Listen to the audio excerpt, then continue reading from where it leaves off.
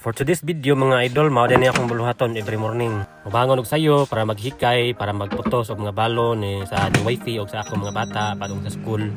Prepare og food para pamahaw. So mao to mga idol, alas 5 misa kadlawon gyud mga mata ni Brenda kay alas 6 man niyang duty. Dayon ako na siyang ihatod padung dito sa iyo ang trabahoan. Dol raman mga 10 minutes lang biyahe. Alas 6 hangtod alas 2 raman na iyang duty. So mao nang iniguli niya, mahapit ra niya ang mga bata sa school kay ang out sa mga bata sa school alas 3 man. So siya rin mo pick up ni Juan, dami ka manguran kay di pa man na siya katahas ng mauli siyang usa. Dahil ang klase sa mga bata alas 9 hantod alas 3 sa po na sila taman. Lingar gyud kayo akong mga bata sa school mga idol kay ang ilahang klase dili ra kayo pressure. Dahil mas daghan gyud ang ilang activity nga sports kaysa magtuon sa sulod sa school. Ang nakanindot gyud diri mga idol kay ini for naghuman gyud nila sa ilang first grading, second grading, third grading, fourth grading. Naagi na sila bakasyon nga 2 weeks every term.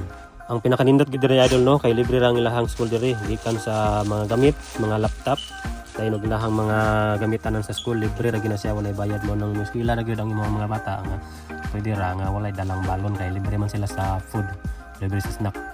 Ang bisag mahal kay diri og tax dayon og mahal pud ang cost of living diri lugar dili ra na mo balihon kay naa may mga nindot nga benepisyo, libre sa school, libre sa mga tambal, libre sa ospital. Ang perfect kay ning lugar mang makaanak ko, wow, sana all nindot ang pag-ingani pud ang Pilipinas sa mga benepisyo nga makuha gikan sa government. So karon dili kayo bugnaw mga idol no kay niuwan man mao na kanindot diri basta muuwan kay dili kayo bugnaw ang panahon.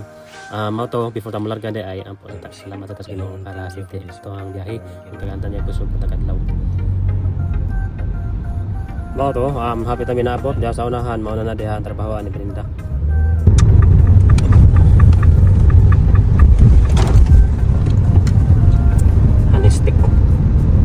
So mga to, pilang may istorya. Pagulin ako sa balay, maganda masag ko para pamahaw na food sa mga bata, mag-prepare ko toasted bread para mga nailang ikman.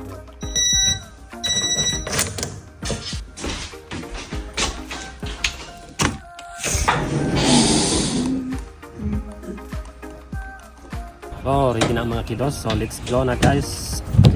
So ikan yung mga bataan na. Hina po ng usa. Hinay lagi. Hindi ka rin tugnaw ha kay magkuhan mo ka ng uwan ba? Basta mo uwan, wakay tugnaw.